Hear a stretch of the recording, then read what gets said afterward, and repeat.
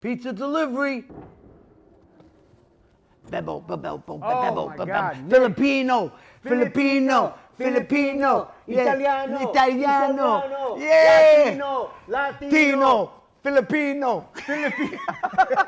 What's up, brother? What's up, man? I saw you on the list. Oh, dude, this is beautiful. I had to deliver that.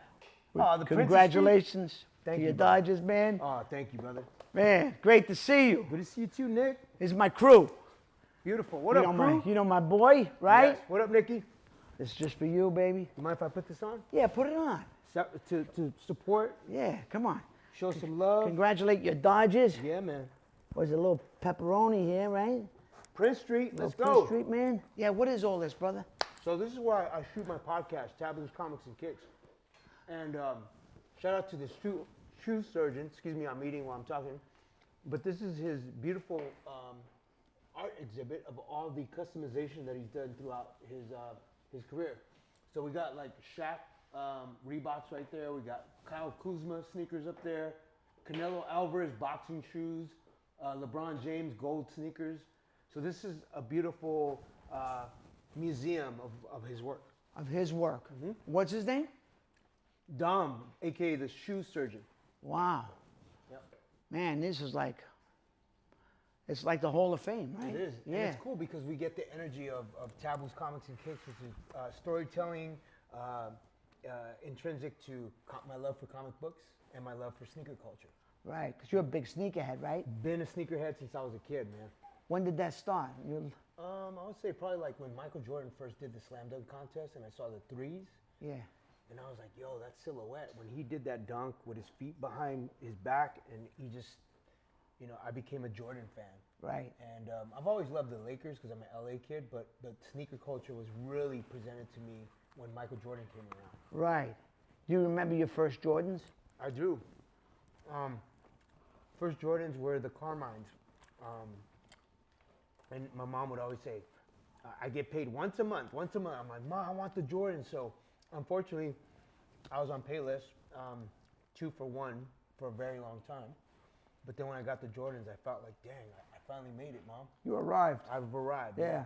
Did you get the Jordan sweatsuits? I love the Jordan sweats. Remember those? Chicago Bulls, man. Yeah. The 90s, the era of like when MJ was going against the Detroit Pistons and he finally got that win to get to the championship, and then he played against my Lakers, and man, it was hard because I've been a Michael Jordan fan for a long time, but I'm also loving Magic and AC Green and Byron Scott. And that's your team, right? The Showtime Lakers? Yes, sir. What was your team? I'm a Knicks fan. Knicks? Yeah. I mean, I was a Knicks fan with my brother in 69, 70. I was young, but I remember the Knicks because they had Willis Reed, Walt Clyde Frazier, Dave DeBusschere. Yeah. And then the Knicks won again in 73, and then they haven't won ever since. The Bulls really took a hold of Patrick Ewing and John they did. Starks and all those dudes. I know. Yeah. I was at some of those games in the 90s. Yeah. Pat Riley era? Yeah. But that was a great time for basketball. Oh, man, I loved it, dude. 90s. I mean, physical. Don't you miss that? I do miss that. And I got love for Steph Curry and, the Cats now, but at the end of the day, I remember just the grit of the battles between freaking Lane Beer, who I hated. I hated Lane Beer, but he was so physical. You got Rick Mahorn. Then on the Knicks, you had Anthony Mason and all these dudes, Charles Oakley, that were so physical. It was interesting. It was interesting. It was a battle. Yeah. It was competitive. And, I love that grit of the 90s. Is Jordan your favorite player, even though he's not a Laker? So Jordan was my favorite player growing up, but I've always loved Kobe Bryant, rest in peace, for what he represented to our city. Never left L.A. Right. Jordan left to go to the Wizards. Magic stayed with the Lakers. Yeah. So, I like guys that are home, that stay home, that are like, yo, I'm loyal to this city. Right. So I would say Michael Jordan and Kobe Bryant, my two guys. Right. Yeah. You old enough to see the ABA? With Dr. J? Yeah. I did not see the ABA, but I did. Yeah? How was that? Great. Yeah. Because the ABA was like a wild renegade league, but they were like the one league where other sports have always tried other leagues that didn't work. Right.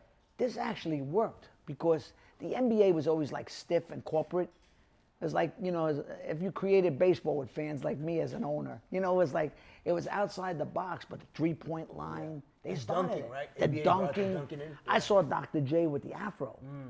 He came to the NBA. Yeah. He was a watered down Dr. J. He was still great, Yeah. but they had to tone him down. Right.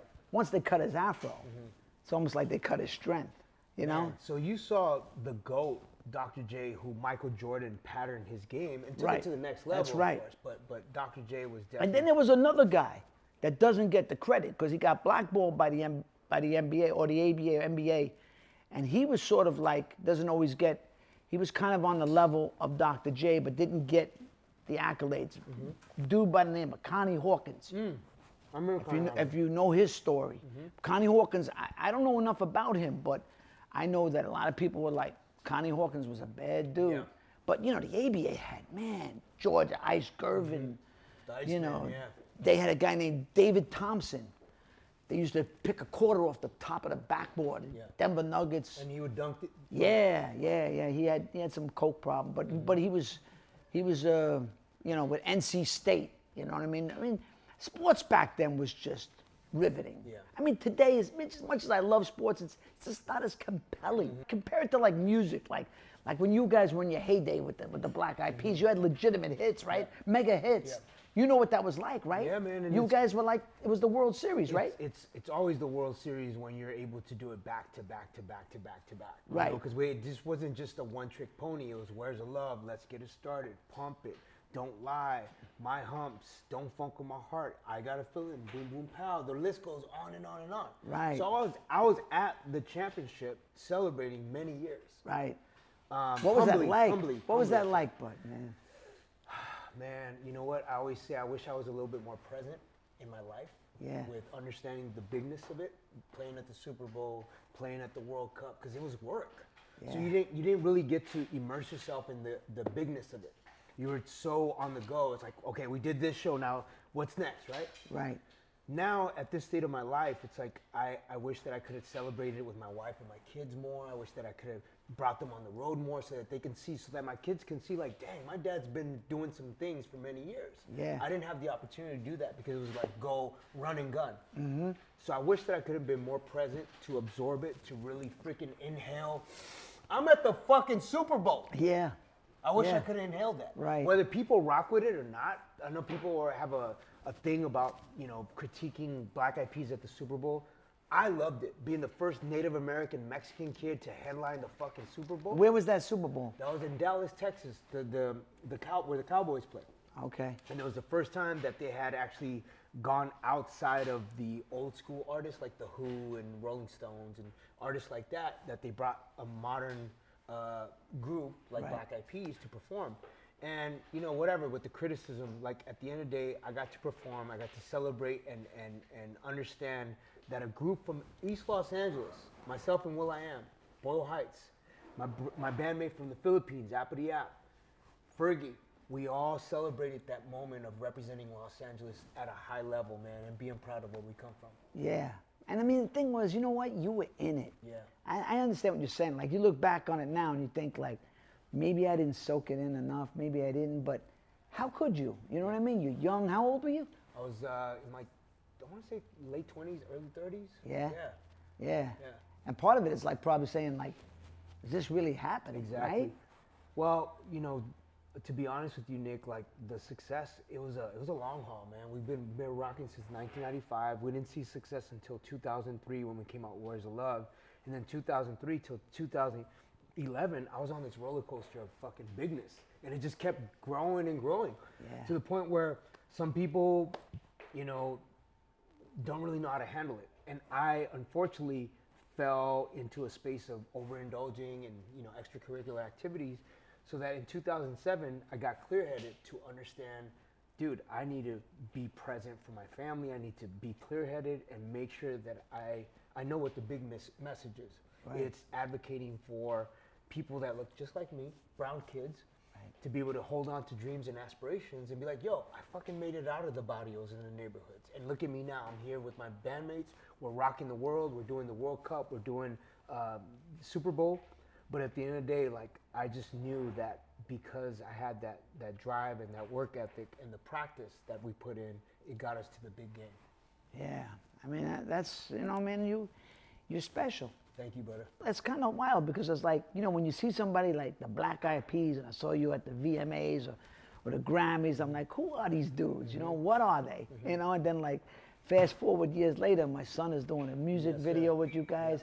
And I wasn't even that familiar. I was a fan, but like a fan from afar. Right. And then as I got to know you, it's like with Adam Sandler. I got to know him, I became a bigger fan because then like, I knew the person. Yes, sir. Like I was a fan, but like I can't say I could appreciate you till I really like, wow, that's when you get to know someone. You don't just know the image, you get to know the person.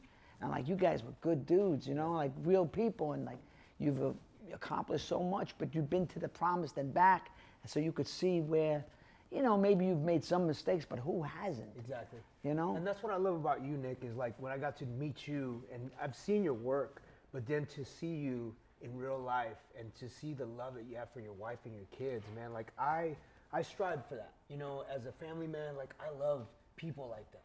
Yeah. That's special to me. Because we can act all day, we could fucking perform all day and be on a professional life, but at home when we're just with our wife and our kids and we're spending quality time, that's what's important. That's true, and a lot of times I've made some mistakes in my life, and I'm sure you have felt the same way, where like I wasn't always present, or I wasn't always there as much as I should have been. Maybe I didn't enjoy their childhoods enough. I look back and I like, where was I? I don't remember enough. I wish I remembered more.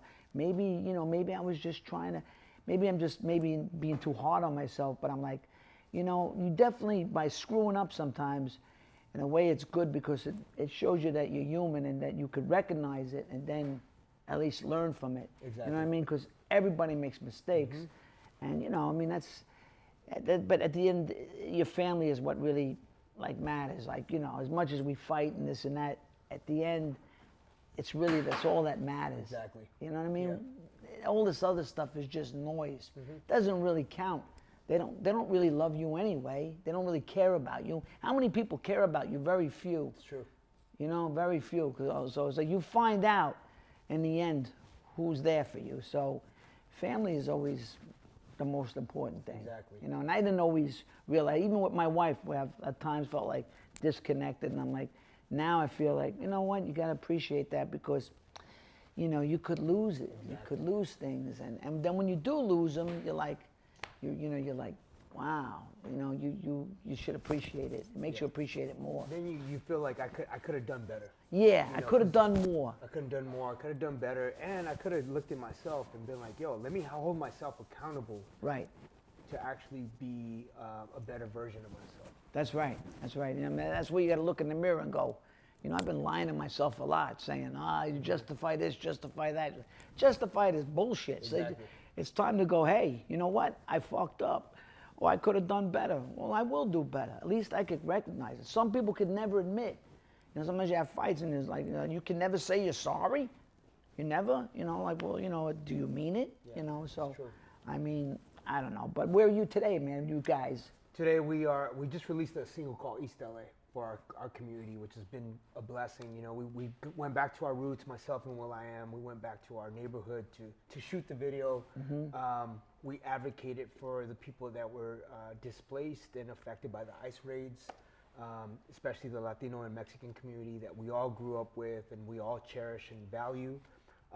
And when we put that out, that was in June. And then when the Dodgers won, we also did a remake or a reimagined version of it called We LA to celebrate Los Angeles as a whole. As you said, I love the freaking jersey. Not, you know, the ownership is what it is. I can't control that, but I love the idea of when I fell in love with the Dodgers in the 80s as a kid, as a Dodger fan, Fernando Valenzuela being a Mexican icon, and for me as a Mexican kid from East LA, Boyle Heights, I wanted to one day aspire to be a baseball player like Fernando. Although I didn't make it in baseball, I made it in music. So I always say I wasn't able to be the kid on the field, but I'm the halftime show, and I'm proud That's of right. it. Yeah. You made it, man. Did you perform at Dodger Stadium? Not yet. Not yet? Hopefully, if anybody's watching that can make that happen, Black Eyed Peas at Dodger Stadium one day. I think that should happen. Yep.